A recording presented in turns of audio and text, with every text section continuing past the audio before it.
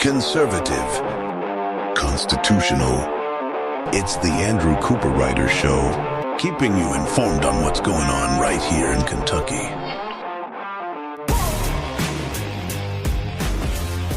And welcome, everybody, to another amazing day right here on the Andrew Cooperrider Show. We're in the final days of legislative session. Hopefully, I have some time to go over just some bills that have been moving around, important things to talk about. But before I get to those bills, I'll be going over a few different floor debate. Well, really one floor debate that happened on Senate Bill 295, which was a bill to ban vaccine mandates. We'll be digging into that as well.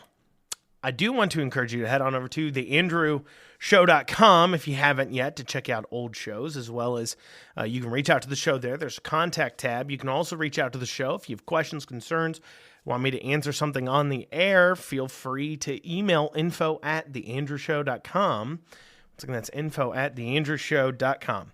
So a few weeks ago, I reported on in Kentucky's revenue bill, there was a sales tax rider in there that would exempt gold and silver, as well as other precious metals, from a sales tax, the 6% sales tax. This is a common thing in a few other states where they don't charge sales tax on gold and silver. It's a prerequisite to Kentucky getting what's called the Gold Back too as well. It's a company that comes in and offers a type of currency that's backed by gold. It's kind of a neat kind of little thing, but it's all privately run. It's just kind of a neat thing.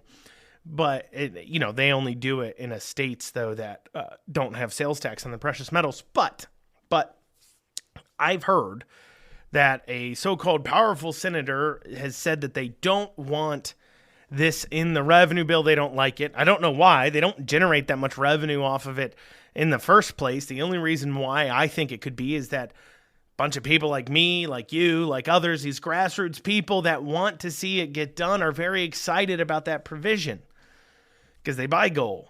It's a hedge against inflation. They buy silver. It's, a lot of people think it's under-speculated.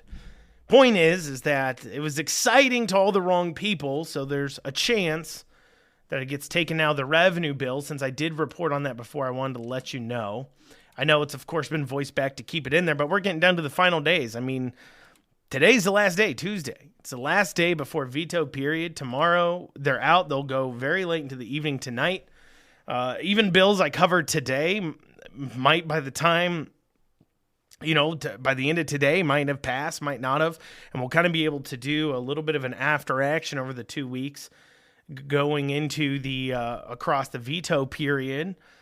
But I did want to make sure I brought that to your attention on the gold sales tax thing. Also, the budget bill, the public version, just released as of I'm recording this, so I haven't gotten a chance to dig into it. Of course, they have to vote on it today. It's almost by design that they don't want the citizens to get a look at the budget bill because they don't want their opinion on it. And then on top of that, if they do voice their opinion on it, right, so they release a public version. So the way this works is they pass the bill, it goes into a conference committee, and then they make a final bill. And if something gets put in there that would be objectionable to the people of Kentucky, you literally have no time to tell your legislator about, nor do they have time to handle it. Because if the legislature does not pass a budget today, they don't pass a budget, Beshear will basically get control of the budget. Because if they wait till after the veto period to pass a budget, Beshear can come in and still gets to line item veto parts of the budget. They're not able to come back in and overcome those line items that he's vetoed out of the budget. They can't do that. So he gets to line item veto things in the budget. I guess he doesn't necessarily get to add in money. And if they don't pass a budget at all, Beshear basically gets to make his own budget. And so it puts these Republicans in a position where they have to pass this budget today, and they don't have a choice. And so if you're a legislator who has a problem with something in the budget, your choices are you either pass that or you let Beshear have a lot more control and say-so over the budget. Those are your two choices. They're not very good options either, and they do it on purpose. They back them into this corner to force them to vote for the things that they want to make them vote for, to force them to fund the things they want them to fund. Going into yesterday's show, this is completely everything that's wrong with government. They do things last minute and quick. We saw this at the national level. Last minute spending packages, last minute budgeting bills, and it's done by design, and there's not a great way to stop it outside of legislators of the body coming together and saying, we're not going to elect leadership that does this anymore. They've tried to do that at the federal level. They've had some moderate success trying to get rid of omnibus spending. But these last minute spending bills, these last minute budgets, they've known for 2 years. They're going to have to make a budget and pass it tomorrow. 2 years. And despite that, the rank and file legislators have not been engaged, and they don't have a chance to really weigh in. And most importantly, you, the people whose money it is, yours and I's money, we don't get to look at it. We don't get to voice our opinion on it. Because we'll be told, like, yeah, I hear you, but do you want Bashir to get to make the budget? That's what we'll be told. Now, we do have this unfortunate moment by Senator Robin Webb over in the Senate, and she's talking about House Bill 258 here. For the record, and I've spoken about House Bill 258, it's a bill that deals with torture of a dog or a cat, and I've spoken out against the bill, not because I want to torture dogs or cats. I love dogs, especially. I have a dog. I love dogs. I think they're adorable, and I want to pet every single one I see. And when I see one that's working and it says, please don't pet me, it's just like, ugh. But anyways, I love dogs. I love cats. Well, I don't love cats. I hate cats. But I love dogs. And so, I don't want to torture dogs. I don't want you torturing dogs. But the language of the bill is murky, where some things that it would be normal behavior with animals becomes not normal behavior with animals. The second thing is that it elevates the abuse of an animal to be a higher charge than certain situations of abuse of a child. And so now if you abuse a dog, it is a greater charge than third-degree child abuse. And it sends a message that we in our society are valuing dogs and cats more than we value human life, than children. And I don't like sending that message. I don't particularly like the bill, House Bill 258. But that being stated, Democrat Senator Robin Webb from Grayson had a kind of an unfortunate moment to set the scene for you, because I know you all can't see it. When you watch legislation go through, you're generally watching it on KET. YouTube carries it. LRC carries it on YouTube. But KET, if you're watching on the TV, you can watch it on KET. KET runs a chyron at the bottom that outlines what you're seeing and what they're talking about. And it says an act relating to the torture of a dog or a cat. And this is what the senator says. I'm a dog owner. I love dog ownership. I love dog utilization. I love working dogs and sporting dogs, farm dogs. And bills like this puts my cultural heritage and relationship with my dogs at risk. You have a chyron saying an act relating to torture of a dog or a cat, and she's up there saying it's bills like this that put my cultural heritage at risk. Which, she's white, just FYI, she's white. My cultural heritage at risk. It makes it sound like torturing a dog or a cat, which is the thing, is a part of her cultural heritage. The word choices there were iffy. And also, it doesn't help that, Kentucky does have a history of dogs and chicken fights. Not hard for somebody to characterize that her cultural heritage is dog fighting or chicken fighting, which, may be interesting point, but I just think it was poor wording on her part, and it's kind of funny moment. Well, coming up after this, we'll be digging into Senate Bill 295. Senate Bill 295 deals with outlawing vaccine mandates. We'll be going over what that Senate debate was after this short break. You're listening to the Andrew Cooperrider Show, your source for Kentucky politics. We'll be back in a few short minutes. And you're back with the Andrew Cooperrider Show, your source for Kentucky politics. So, Senate Bill 295 by Lindsey Tishner. It's a pretty straightforward bill.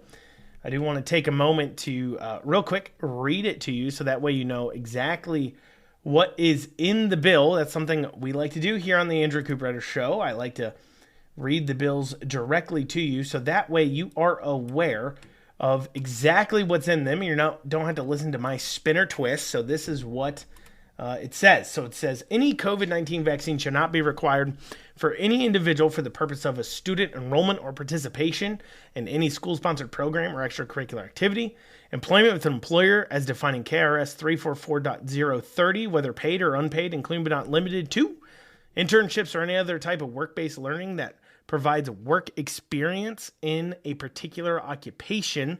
By the way, an employer, as defined in KRS 344, is more than 8 employees. Acquiring or maintaining any professional license or receiving any healthcare service, including but not limited to any healthcare procedure, treatment, or service rendered by a provider within the scope of practice of which the provider is licensed or certified and includes physical and behavioral health care. So, the bill basically bans vaccine mandates of any kind. And, Senator Tishner does a good job of laying out the arguments for this piece of legislation. In her floor speech, we'll kind of listen to the first minute or so of it just as she kind of lays out the arguments of why this is so incredibly important. 2020 ushered in an unprecedented overreach of our government by requiring a novel medical product to be forced on people, and this happened all across the world, just to be able to participate in society. However, we now have a mountain of evidence that has proved that this vaccine not only is not effective, but it also leads to many potential health risks. Data from the CDC's Vaccine Adverse Events Reporting System shows that the COVID-19 vaccine has the highest number of adverse events and deaths, more than any other vaccine combined since the launch of the government-authorized system to collect this data in 1990. Warnings from both Pfizer and Moderna of these significant possible adverse events include, but are not limited to, blood clots, stroke, heart damage from myocarditis and pericarditis, specifically in young men, miscarriages, and death, that leave many to question if the risk is worth taking, which is all the more reason for no one to be forced to make a decision that could have such dire consequences. So that was Lindsay Tishner introducing Senate Bill 295, and she lays out the issue here. And there's some obvious reasons why COVID-19 is getting a different reaction than other things in COVID-19 vaccines are being handled differently than other vaccinations. I mean, for many people, there's never been something like this in their entire lifetime. I mean, many employers, for the first time ever, mandated vaccination in the workplace. Maybe in healthcare or some other places they would mandate flu vaccines or something like that. But never before, for many of these employers, have they ever mandated a vaccine for their employees. So this is a new thing for many people. Plus, there are some concerns here as far as government use. Now, we'll hear some arguments from the floor here in a bit against government overreach or what have you.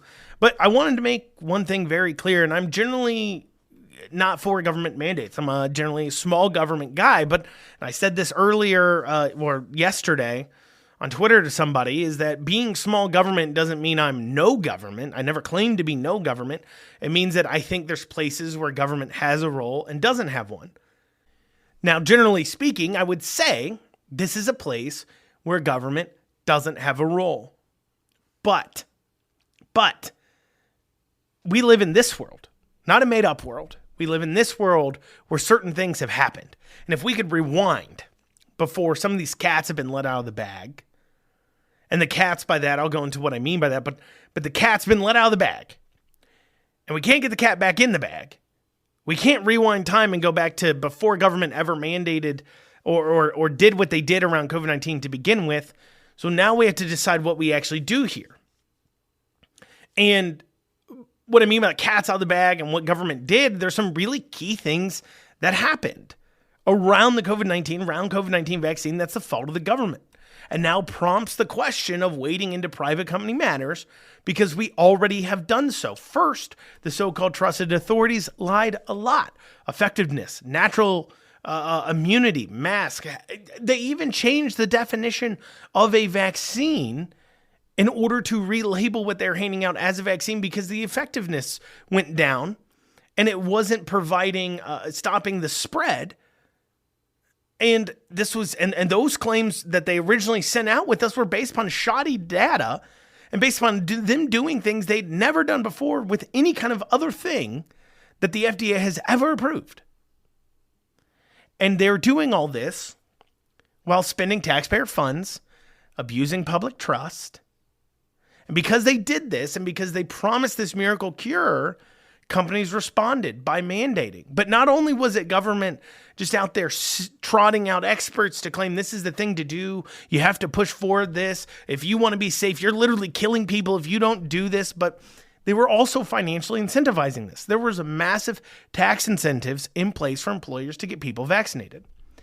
Something like 3 weeks of an employee's salary per employee that got vaccinated was offered to employers as a incentive to get their employees vaccinated by the government. And oh, by the way, if that tax incentive added up to more than you would owe the federal government in taxes, they were cutting you checks.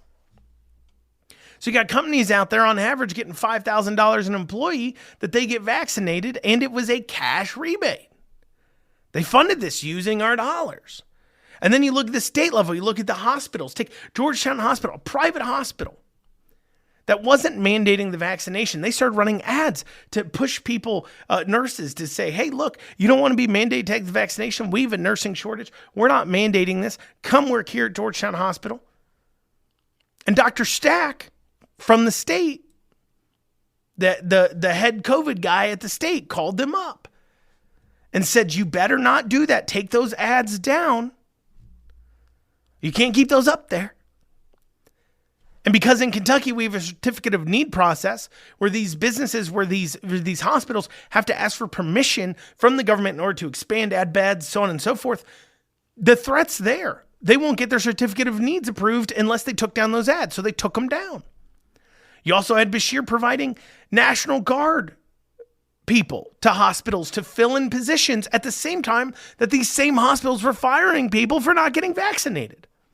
That's a tax incentive, because if they're able to replace those employees with these National Guard soldiers, guess what? That's the taxpayer paying for it now, not them. That helps their bottom line. So government came along, stole our money, and then they used it to create and manufacture and incentivize a culture and a belief system that led to vaccine mandates, people losing their jobs, people taking treatments that had a permanent life-altering changes, having permanent life-altering side effects. And how do you undo that? How do we fix this? And the best example I can give, and I don't like to try to compare this to things, but I'm going to have to in this situation, but the best example I can give is Jim Crow laws. You see, people were desegregating. And so some racist white people came along and grabbed the power of government to pass Jim Crow laws. So people were desegregating. They're acting out of their freedom, moving away from racist ideology. And so some white racists couldn't handle that. So they came in, they grabbed control of government, and they got government to pass Jim Crow laws.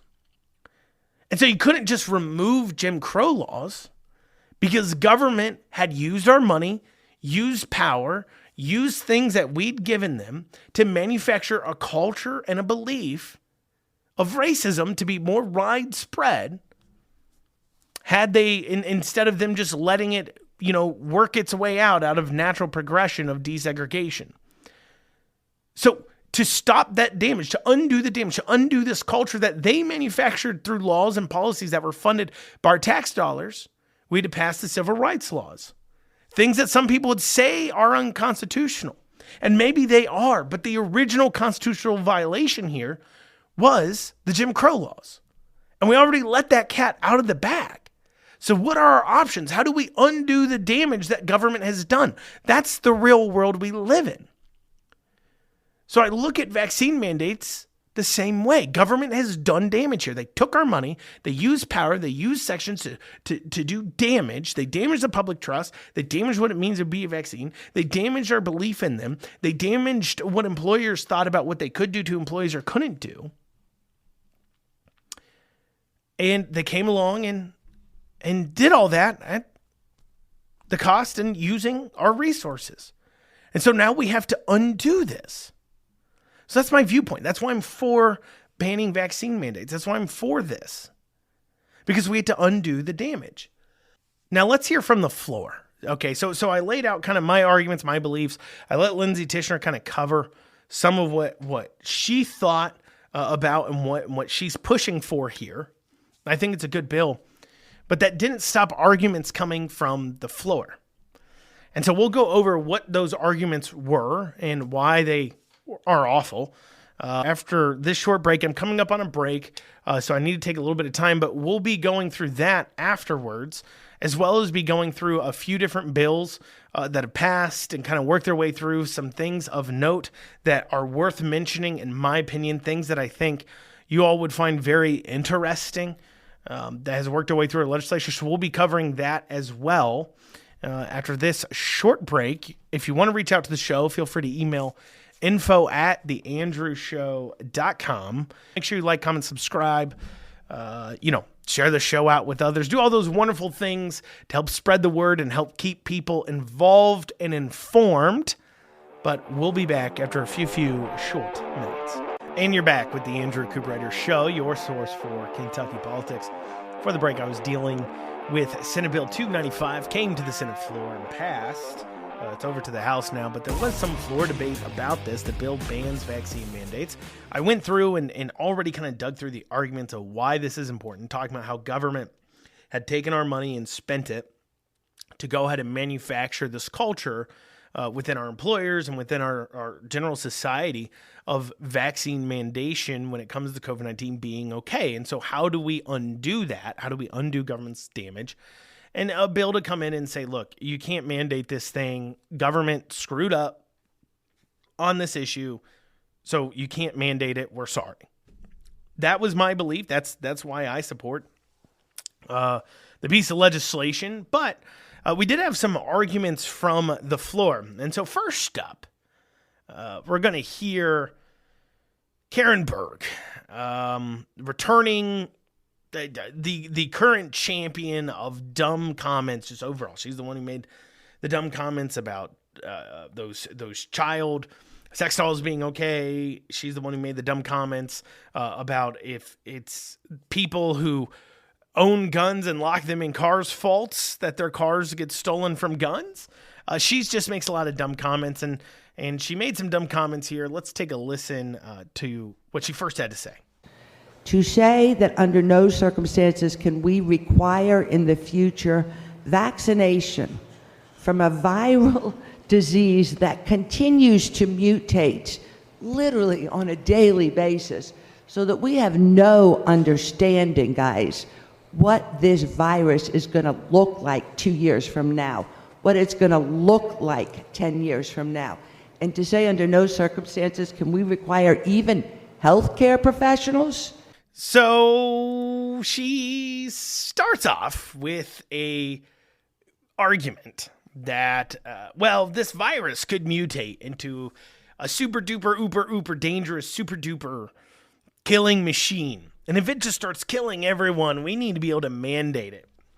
To which I say, does your vaccine work or not? I mean, if this thing does mutate to the point and it's just wiping everybody out, that would point to a failure of vaccination. Not only that, but keep in mind, in Kentucky law, it's already illegal for the government to issue a vaccine mandate, for the government to issue one to the citizens. And so what she's saying is what? Employers need to be able to push this forward even though it's failed to the point that it's remained around and mutated into this super duper killing machine. And second, let's say it did mutate into this killing machine with a high mortality rate. When something's a real danger, you don't need to mandate people to get it. The reason why they had to mandate this is because people aren't stupid. They looked at the numbers, they looked at who was dying, they looked at the speed it went through, they looked at the fact that they're like, I don't know so much about this. And they decided, you know what, not for me. I don't fall into a high danger category, so I'm going to go ahead and not get it. And they even had to change the definition of vaccination. So it doesn't even mean mandating a vaccine stops it from spreading, being a vector of spread. And so your argument about, this is going to be super dangerous, it might spread to others, doesn't work either. But that doesn't stop Berg from saying one of the dumbest things in the world next. Let's take a listen. Really, guys, your right ends where my right begins. And if I have a right to be protected from a communicable disease that we actually have a vaccine for. So I keep a Constitution on my desk, and I just checked it. I double checked it. I triple checked it before the show, and nowhere in there does it say you have a right to not catch the flu, COVID, AIDS, or any other communicable disease. That right doesn't exist. She just made it up.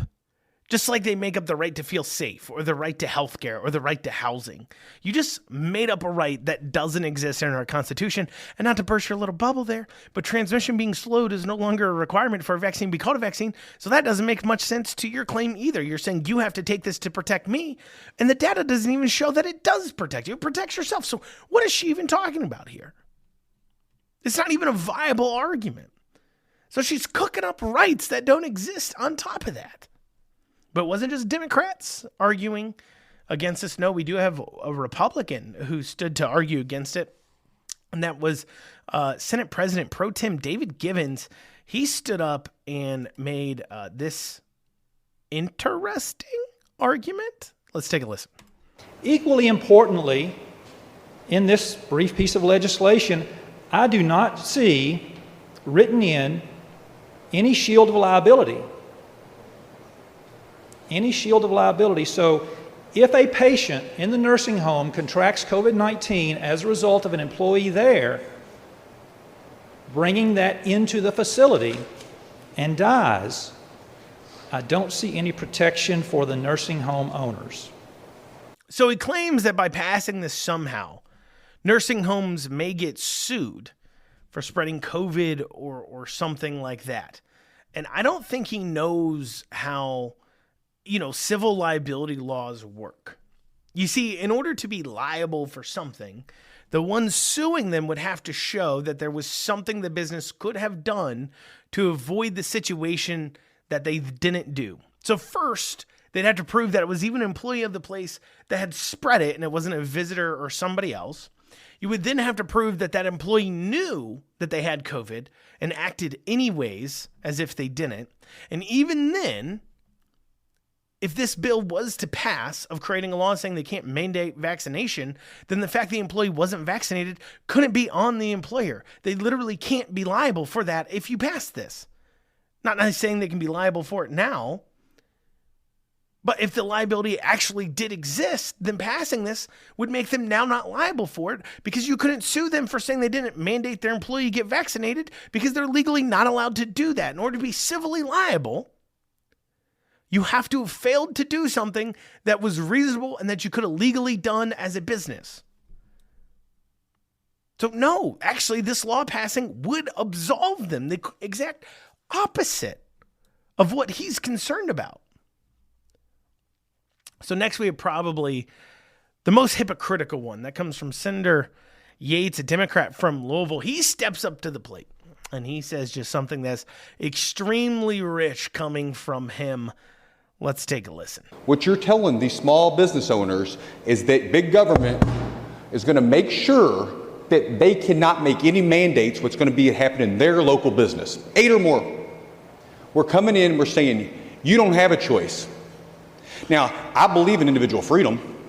You can't tell me I'm going to need a vaccination. If I don't want to get a vaccination, I'm not going to. But if I'm the employer and I want to say this is what I think is reasonable in my employment. This guy, just keep in mind, okay, so this guy is up here now claiming, oh, it's big government coming in knocking. And I talked about, from our side of things, we have to undo the damage big government's already done. And how do we do that? And so I covered that in the last segment. But for this guy to try to argue that he suddenly cares about businesses having freedom and big government, he literally in 2021 voted against House Bill 1, which was literally to allow businesses to reopen during the pandemic with whatever restrictions or whatever interventions they wanted to, as long as they had publicly posted their precaution plan that they were taking to deal with COVID. And then, people coming in, customers could decide whether they wanted to eat there or not with those precautions. He voted no on that bill, literally giving employers and businesses the ability to make the decision for themselves. This is the same guy that a few months ago that was saying that a small business owners that are landlords couldn't say we don't want to take Section 8. They had to take it. That was what he was claiming they would have to do. This is the same guy who pushes the fairness campaign, which says that a business can't decide to not hire somebody because they identify as transgender. What he's literally saying is, we can't tell businesses they aren't allowed to mandate a permanent medical procedure to work there, but we can tell businesses that they have to hire cross-dressers. What logic is that at all? What is the argument there? There is none. He's a clown. He is nothing but a clown. His arguments are clownish. Put a red nose on him. Put big shoes on him.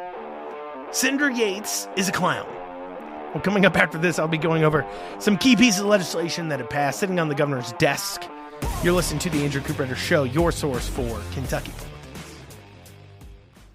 And you're back with the Andrew Cooperrider Show, your source for Kentucky politics. So, key pieces of legislation that have recently kind of passed or are going to pass or have landed on the governor's desk that I wanted to make sure I mentioned. Some of this we have followed. House Bill 357.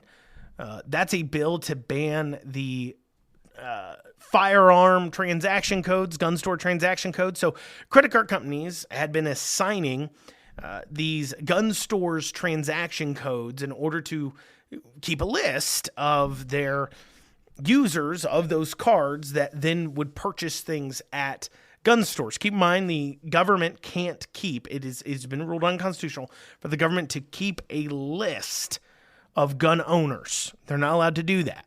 And so there was some activists out there that went to the credit card companies and said, hey, you should create a special transaction code for gun stores. And so that way, if somebody's buying guns, because before this, it was the same as a sporting goods store. So if you bought a golf club at Dick's or a shotgun at Evans Arms and Archery, then it would show up as the same transaction code. And so now they can just go in or they could have just searched by the gun store transaction code and said, here's all the people who visited gun stores using their card over the last year, and they'd have a list of gun owners. So House Bill 357 bans credit card companies from using that transaction code in the state. They now have to put gun stores down the same as they would any other sporting goods store in order to help prevent them from making a list of gun owners. So that passed, but without the governor's signature. Just so you're aware, we, of course, do currently have the two constitutional amendments that passed. Remember, though, constitutional amendments don't require the governor's signature. So, they finish up on Thursday, then they take basically a 2-week break called the veto period, because remember, the governor has 10 days minus Sundays to veto things. And so then they'll come back after he's had a chance to either veto or let things pass in order to vote and overcome his vetoes. But remember, constitutional amendments don't require the governor's signature. And so they could pass a constitutional amendment in those final 2 days. And Beshear, of course, won't have anything to do about it. So it doesn't mean we only have 2 constitutional amendments. They could just be putting those off until the final 2 days in order to deal with that will come here in a few weeks. Another bill of note that I think is interesting is House Bill 581, which prohibits local governments from trying to push out gas stations, from treating or pushing out gas stations out of like their areas or treating them differently than any other businesses of similar sort, or importantly, treating electric filling stations different than that of a gas station. Basically, you can't adopt a policy to almost just force people to get electric vehicles because they have nowhere to fill it up. And making it, some of these places could try to make it hard on owning a gas vehicle in order to incentivize people to get the electrical vehicle. Whether that's right or a wrong bill to pass, I'll let you be the judge. Senate Bill 198 creates the Kentucky Nuclear Energy Development Authority, which is kind of interesting because when we look at some other actions they've taken on, they've really been pushing coal a lot this session and making sure coal continues to be used as a power producer in Kentucky. So them forming this Kentucky Nuclear Energy Development Authority in order to try to push for nuclear energy in Kentucky is kind of interesting considering their coal actions because, of course, the cleanest energy out there, if you're worried about it, is nuclear energy.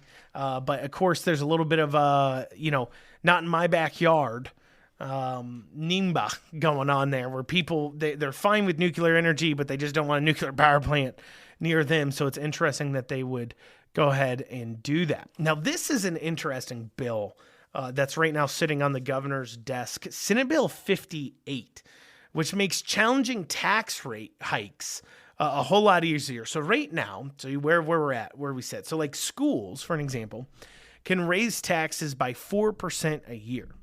If they try to exceed a 4% tax increase in a year, it can now be put forward to a referendum.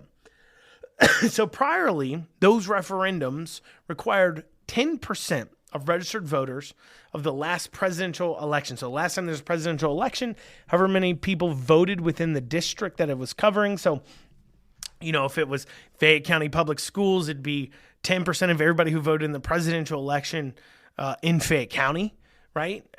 You would have to get that number of registered voters to sign on to a petition to call for the referendum vote. And part of that signing, by the way, they had to also provide their social security numbers as well as their precincts that they were in.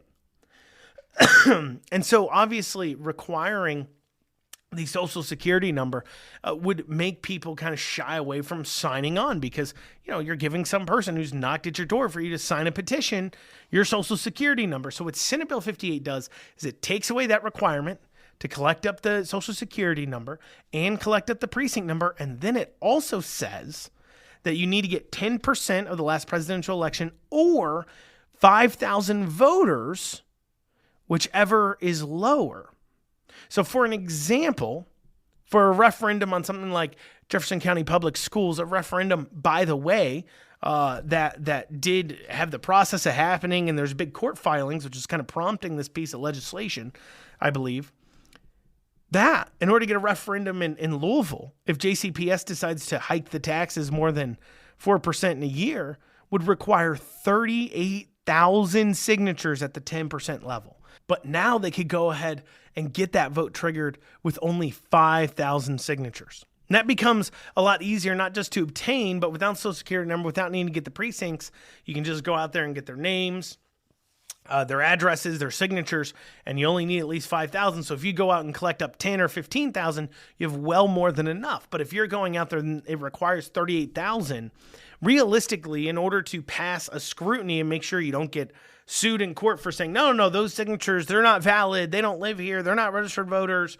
what have you, you're going to have to pull in around 50 or 1,000 or so signatures. And even then, just like what happened with Louisville a few years ago, it's no guarantee you'll actually be successful.